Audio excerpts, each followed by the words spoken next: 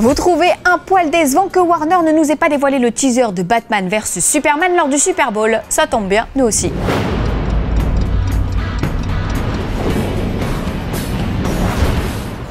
Indominus Rex. Non, je ne vous donne pas un cours de latin, mais le nom du nouveau dino de Jurassic World. Le site officiel le décrit comme un roi féroce, indomptable, pouvant atteindre les 50 km/h et mesurant jusqu'à 12 mètres de long.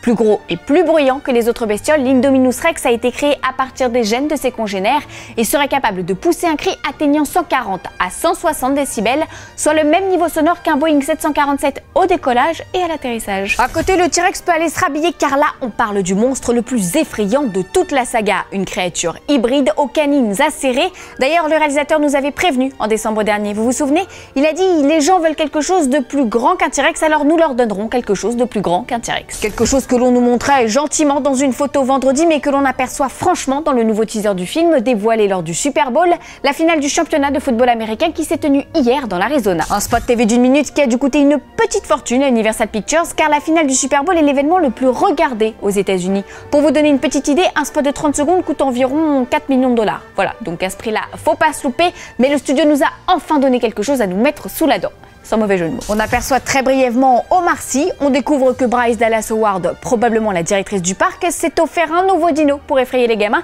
et que Chris Pratt, dresseur de Raptor, va devoir apprivoiser la bestiole. Sauf que l'Indominus a l'écrou et que dans le parc, personne ne vous entendra crier.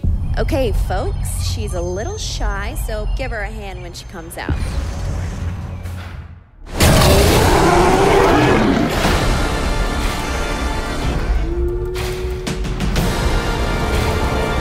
Eyes on me. Good. We have a new attraction. Think it'll scare the kids? This will give the parents nightmares. You just went and made a new dinosaur? Probably not a good idea.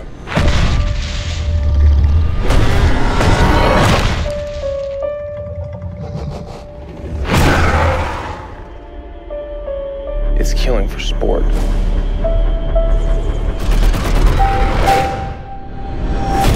You got 20,000 people with nowhere to go. We're going after it with everything we got. We're safe in here, right?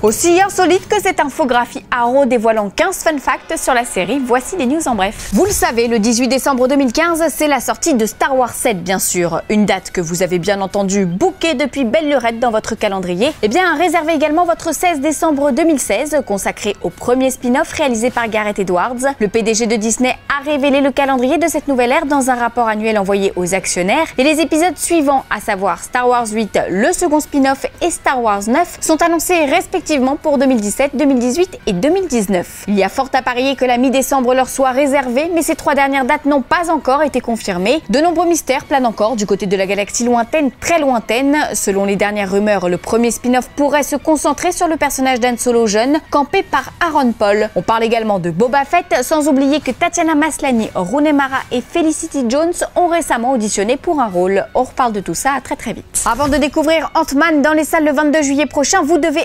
impérativement vous procurer le comic book faisant office de prélude. Vous y découvrirez notamment le passé d'Hank Pym, l'inventeur du costume campé par Michael Douglas dans le film. Le récit, qui se déroule plusieurs années avant le long métrage de Peyton Reed, raconte également la rencontre entre Pym et l'agent Carter. Si l'on en croit les planches de Marvel's Ant-Man Prélude, c'est Peggy Carter qui, à l'époque, a entraîné le jeune super-héros Hank. En attendant la sortie prévue en février et mars aux États-Unis, voici la preuve de ce que nous avançons avec ces images. Aujourd'hui, dans le courrier des Fanzoniens, on répond à Alexis qui nous demande des nouvelles de Tomorrowland. Eh bien, le film de Brad Bird, intitulé À la poursuite de demain en français, sortira dans nos salles le 20 mai 2015 et Disney a dévoilé un nouveau trailer lors de la finale du Super Bowl. Image. Where nothing was impossible.